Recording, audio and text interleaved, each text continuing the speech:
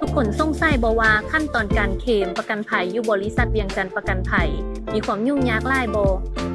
คำตอบคือมีเพียง2ภาคส่วนง่ายๆทำอิฐที่ลูกค้าเกิดอุบัติเหตุให้ลูกค้าโทรมาเบอร์สายด่วน1688หรือเบอร์โทร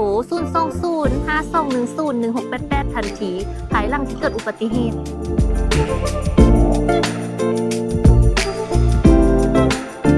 ภายหลังที่ได้รับแจ้งเหตุพนักงานจะให้คำแนะนำและดำเนินการเคลมตามสัญญาข้อเงื่อนไขประกันภัย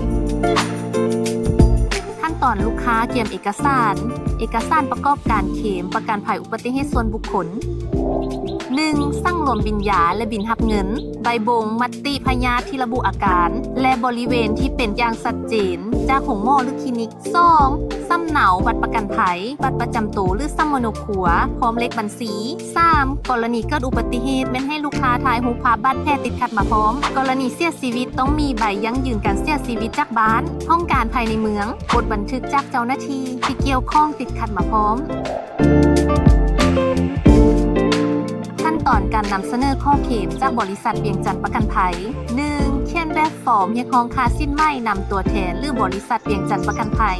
2. ยื่นเอกสารข้อมูลเคลมจากขั้นตอนที่ 1 ที่เคาน์เตอร์ประสานสัมพันธ์บริษัทเวียงจันทร์ประกันภัยหรือที่ตัวแทนจำหน่ายได้เลย 3. บริษัทพิจารณาเงื่อนไขคุ้มครองตามเงื่อนไขของสัญญาประกันภัย 4. กำหนดจ่ายเงินเคลม15 วันภายหลังที่บริษัทได้รับเอกสารอย่างครบถ้วน